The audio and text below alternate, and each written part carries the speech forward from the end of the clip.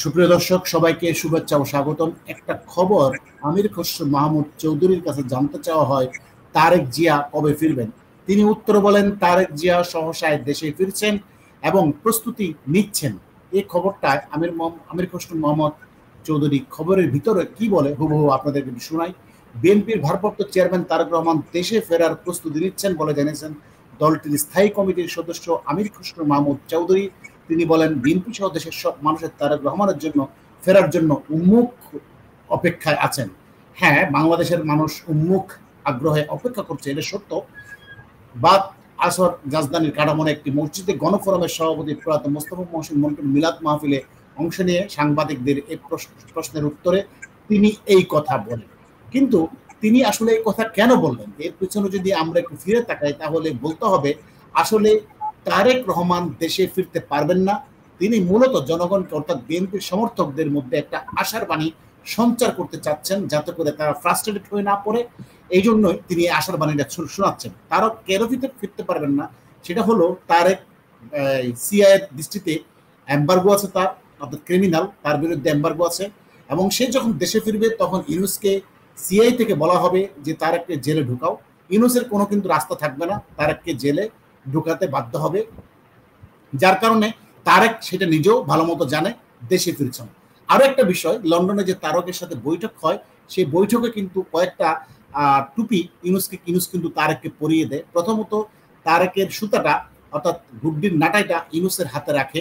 সেটা হলো তারেকের বিরুদ্ধে মামলা কিন্তু প্রত্যাহার হলো, সেটা কিন্তু ইউনুস সুকৌশলে আবার আপিল করেছে। আপিল বিভাগ কিন্তু তারেকের মামলাগুলো গ্রহণ করেছে এবং আপিল শুনানির অপেক্ষায় আছে। অর্থাৎ তারেক যদি তেরিবেরি করে, ইউনুসের কথা না শুনে, তাহলে কিন্তু আপিল বিভাগে তারেকের মামলাগুলো আবার উজ্জীবিত হয়ে যাবে এবং তারেককে শায়েস্তা করার জন্য সমস্ত কলাকৌশল ইউনুস পাকিয়ে ফেলেছে।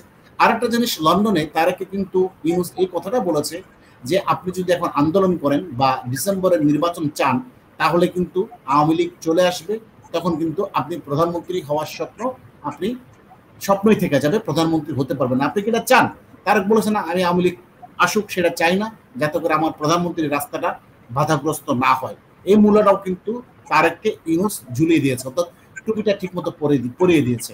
তো তারেক ডিসেম্বর থেকে যে নির্বাচনী গৌদরে ছিল, সেখান থেকে পিছপা হয়ে তারেক কিন্তু এখন ফেব্রুয়ারিতে ইউনুসের সাথে রাজি হলো। ইউনুস দেশে আসার পর সাথে সাথে আবার পোল্ট্রি নিল যে না, ফেব্রুয়ারিতে নির্বাচন হবে না, এপ্রিলে নির্বাচন হবে।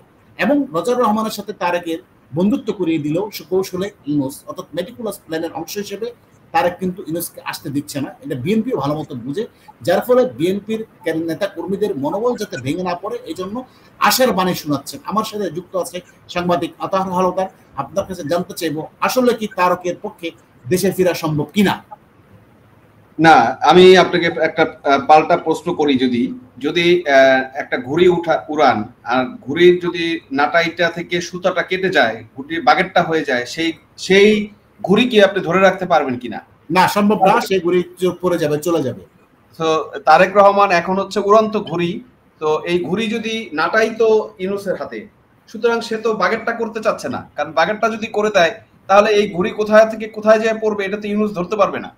সেই কারণে ইউনুসকে একটা সুতা দিয়ে নাটাইটা তার হাতে রেখেছে এবং ইউনুস তারেককে সে কন্ট্রোল করছে এবং তার মামলাটা তারা উইথড্র করবে না। কারণ হচ্ছে যে তারেকের মামলা যদি উইথড্র করে দেয় তাহলে ইউনুসের হাতে কোনো অস্ত্র থাকে না তারেককে নিয়ন্ত্রণ করার জন্য। সুতরাং এই খেলা চলতে থাকবে এবং এনসিপি কে প্রতিষ্ঠা না করা পর্যন্ত তারেকের কোনো খাওয়া নাই। তারেক যদি আসে বাংলাদেশে একমাত্র বিরোধী দলের নেতা হতে পারবে, আর বিরোধী দলের নেতা যদি হয় তাহলে তারেকের বাংলাদেশে আসার কোনো সম্ভাবনা নাই। আপনি লিখে রাখেন, তারেক বাংলাদেশে আসতে পারবে না, নয় আকারে না। হ্যাঁ, ধন্যবাদ, সুন্দর বলেছেন। এদিকে মার্কিন ডিপ স্টেটের নিষেধাজ্ঞা এম্বার্গোর কথা প্রিয় দর্শক আপনাদেরকে বহুবার বলেছি। তারেক চেষ্টা করলেও দেশে আসতে পারবে না এবং ইউনুসই তাকে আসতে দিবে না। ইউনুসই বাধ্য হবে তারেককে জেলে ঢুকাতে। তার মামলাগুলো আপিল বিভাগে দাখিল করার মাধ্যমে এটাই প্রমাণ হয় যে তারেক, যেমনটা বলছিলেন আতার হালদার, গুড্ডির নাটায় সুতা কিন্তু ইউনুসের হাতে। ইউনুস এটা নিয়ে খেলাধুলা করবে, অর্থাৎ ইউনুস যতক্ষণ না পর্যন্ত জামাত এবং এনসিপি কে প্রতিষ্ঠিত করতে না পারবে, ক্ষমতার মসনদে নিয়ে যেতে না পারবে, ততক্ষণ থাকবে। আরো একটা তারেকের সরকার প্রস্তাব রাখা হয়েছিল যে আমরা একটা জাতীয় সরকার করব, ইউনুস হবে সর্বময় ক্ষমতার অধিকারী প্রেসিডেন্ট, তারেককে প্রধানমন্ত্রী বানিয়ে ক্ষমতাহীন পুতুল একটা প্রধানমন্ত্রী বানানোর একটা প্রস্তাবও তারেকের কাছে ছিল। এখন তারেক সেটা করে কিনা দেখার বিষয়, তবে তারেক সহসা দেশে ফিরছে না। বিষয়টা হচ্ছে আজাদ ভাই, বিষয়টা হচ্ছে তারেক রহমান যদি রাজনীতিবিদ হতেন, তারেক রহমান যদি বুদ্ধিমান হতেন এবং সত্যিকারের রাজনীতিবিদ হতেন, তাহলে পুরো রাজনীতিটা কিন্তু এখন তার কন্ট্রোলে নিয়ে নিতেন। যেমন ধরেন একটা পরিস্থিতি তৈরি হয়েছিল, তারেক রহমান একটা ঘোষণা দিয়েছিল এবং ইউনূস কিন্তু কাঁপাকাঁপি শুরু করে দিয়েছিল। সেটা হচ্ছে তারেক রহমান যখন ঘোষণা করেছে ডিসেম্বরে নির্বাচন দিতে হবে, ইউনূস কিন্তু তখন তার পুরো কাঁপাকাঁপি শুরু হয়ে গেছে এবং সেই কাঁপাকাঁপিতে থামানোর জন্য সে কিন্তু লন্ডন গিয়ে তারেকের সাথে এমন একটা গুটি চাল করেছে, সেই গুটি চালে তারেক কিন্তু, কথা আছে না যে সাপও মরেছে লাঠিও ভাঙে নাই, এবং সেই মাইকটাই কিন্তু তারেক রহমানকে দিয়ে এসেছে। এখন তারেক রহমান কাকুক শিখে করবে, কিন্তু কিছু করার নাই।